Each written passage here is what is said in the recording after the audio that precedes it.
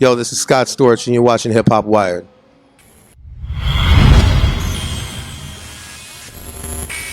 Hip Hop Wired here with the legendary producer Scott Storch. That's Storch. Storch. Yeah, game throwback. What's going on? Good. It's a lovely day in LA, and it's a lovely day on the internet because you got the internet buzzing with the new Rick Ross, Chris Brown, Sorry joint.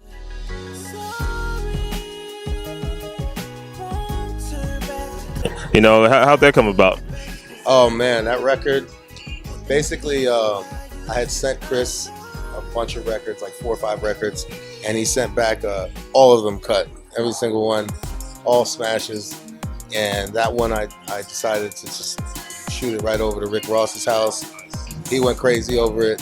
It was instantaneous. And so everything going on, I believe, with both of them in their lives, personal, romantic worlds, it applied. So yeah, it's got the video. Rick Ross's relationship has been buzzing, and you got the soundtrack to that. To the whole Leah Galore breakup, the makeup, and Scott Storch beat is the soundtrack to that. Yes, sir. It's a blessing when things come together like that, and it's definitely one of the pieces to the puzzle and the return of Scott Storch. Yeah, and it is the return of Scott Storch. It was a highly publicized story last summer. That you blew half your fortune or all of your fortune.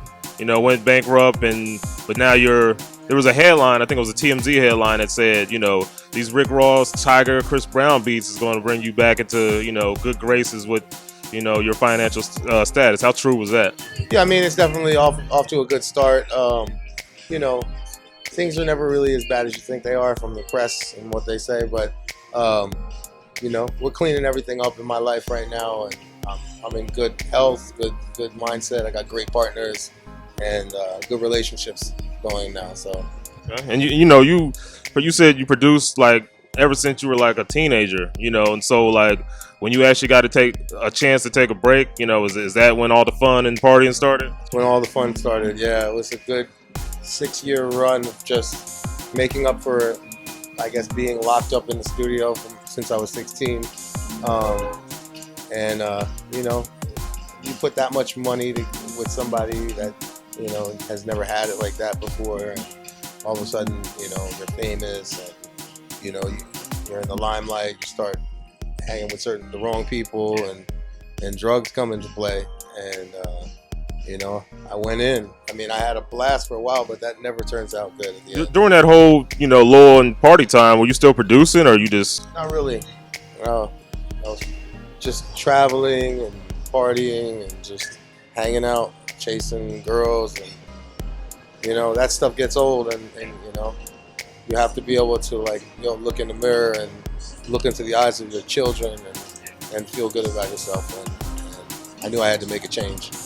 Yeah, and you work with so many producers, damn near every A-list in the game, from Chris Brown to T.I., Busta, Dr.Dre, Christina Aguilera. Was there any, during your period of partying, was there any friendships that you might have ruined across the way, any ones that you might have regret? I think most I regret the way I treated Dr. Dre after he so graciously opened up the doors to his kingdom to me, and I know the mistakes I made were 100% drug induced, and I just feel like that relationship isn't over, and I hope to work with him in the future, and hopefully he can accept me back into his good graces.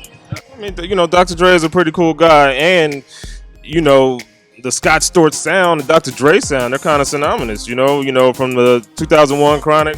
Dre had a whole world of hits before I came into play. And he did, but when he made his comeback for 2001, you were big instrumental in that. And it was a team. It was me, him, Melman, and the whole crew.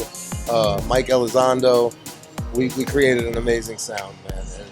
And it's a blessing to be part of that. I hope to continue on that, What else you got grinding on? What you doing? Well, I just aligned forces with actually one of my comrades who I met through Dre and his camp, Che, who's now with Good Music and Kanye West.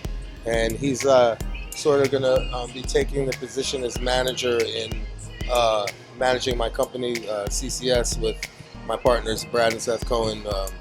And we feel like he's like the perfect person for the job, and It's a great dot connector. Yeah, I was, you know, I met with him just recently, and you know, the day I met with him, by the end of that day, that night, I was in the studio with Kanye, and you know, Oh, whoa. he's got some, he's definitely got some great ties, and he's well liked, and that's what you need. And you know, I mean, Kanye's album Swish, it's been long delayed. You know, I think he's looking for that missing link. Could you? Fire, I tell you that. But I mean, could you add to the boost? I hope to. Yeah, if he's good enough to let me in on that, that'll be awesome. But I think he's definitely vibing with what I'm doing now too.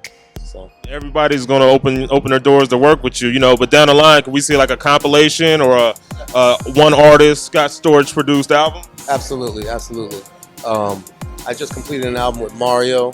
The singer. Yes. He and I worked together back in the day. We made one of the longest running #1 songs ever in history, "Let Me Love You." And we came back and reunited almost 10 years later and made an incredible album. It's magic. Magic.